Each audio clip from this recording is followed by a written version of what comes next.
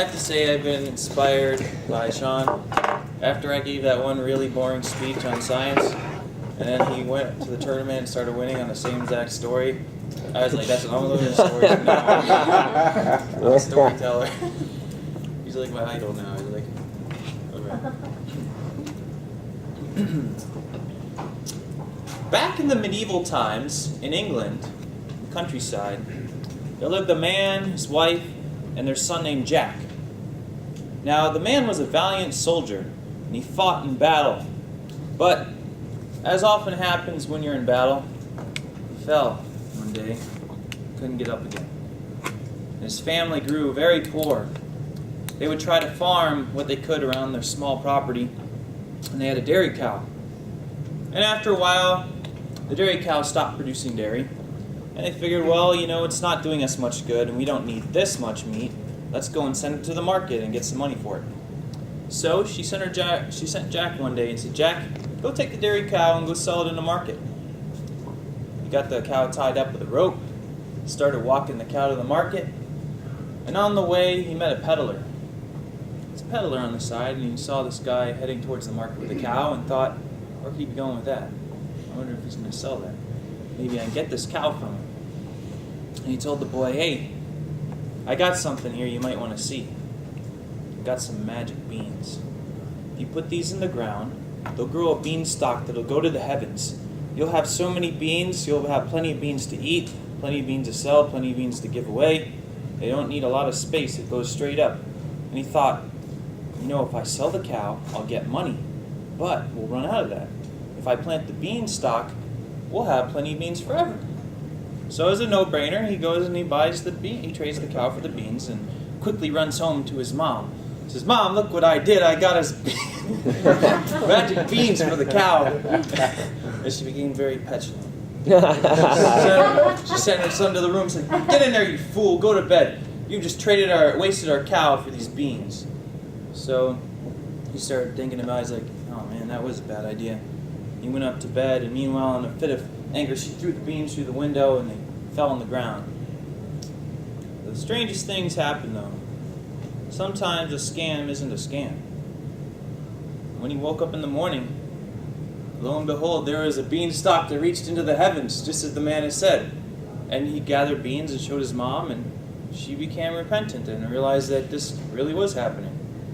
So as the week went on, the boy started climbing and having fun like boys like to do. He climbed up as far as he could go up into the heavens one day, and he saw clouds, and he felt them and realized that they could support his weight. So he hopped out on them, jumped, gave it a little test, and it was almost as if they could support the weight of a giant. He looked around up there, and he saw this castle in the distance, so he walked up to it.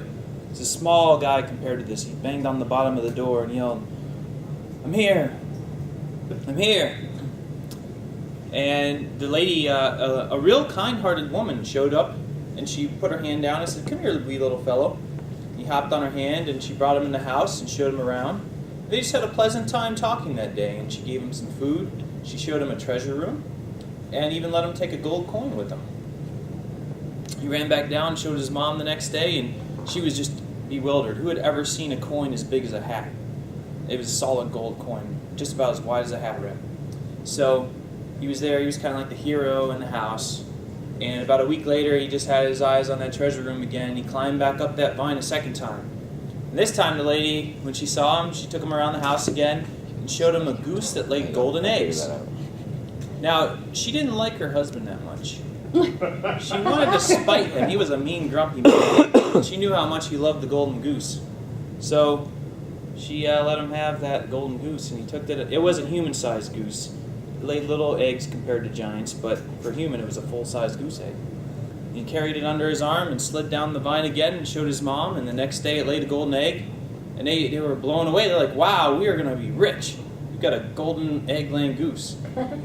And he was kind of like the hero for a while, and then his mind got back in that treasure room. Each time he goes there, he comes back, he gets praise and a reward, so he climbs up that vine again. Now the giant might not have missed one gold coin, but he sure missed one golden laying goose. So he sat around the castle for a while to see what else was going to be missing. And sure enough, the boy knocked on the door, and he was in the room, and the lady quickly gets to the room and says, "All right, you gotta be quiet this time. There's a guy. We're just gonna hide you in this room here. Just be very quiet." And she puts him in the treasure room and tries to go out and make her husband really bored by talking about boring stuff to him. Hopefully he'll just fall asleep and she can get that boy out. But he's got an impeccable sense of smell. So he's sitting in there. Smells something's different. 3, 5, 4, 5. I smell the blood of an Englishman. And he walks over to the front door and smells around there. And then he walks over to the kitchen and smells around there. And meanwhile, while this was happening, the boy saw this harp that could play itself. It played the most beautiful music almost magically. And he said, "I must have that harp." So he grabbed it and he hauled it up through the windowsill and started walking back towards the vine. And the giant ran to the treasure room and saw his harp was missing, made a beeline for the entrance, ran out, looked by the window, and in the distance he saw the boy carrying his harp away, and he started running, almost 50 yards in a single step, towards that boy. And the boy got to the vine, started sliding down as fast as he could, and he started yelling down, "Mom, get the saw, get the saw!" And she heard it, and she got the saw out and started cutting, and the boy started sliding as fast as he could with that harp, and the giant looked down. It was a big, thick vine. It was a vine from the giant land, not from the human land. And he started climbing down the vine too. Nice and slow and easy, but not fast enough, because Jack and his mom got the bottom. They were both sawing as fast as they could, and they got it about halfway through, and that giant was about a mile in the air. The weight started causing the vine to collapse, and he came tumbling down to his doom, like a big earthquake. At that point, the villagers around there were just shocked. They'd never seen such a sight. And Jack and his mom lived quite well after that. They were second only to the king's estate. They lived like nobles in the land with plenty of gold, plenty of resources, and a mighty valiant son named Jack that slayed the giant. No one ever dared venture into Cloudland again. That was the last time that ever happened. So that, my friends, is the story of Jack and the Beanstalk.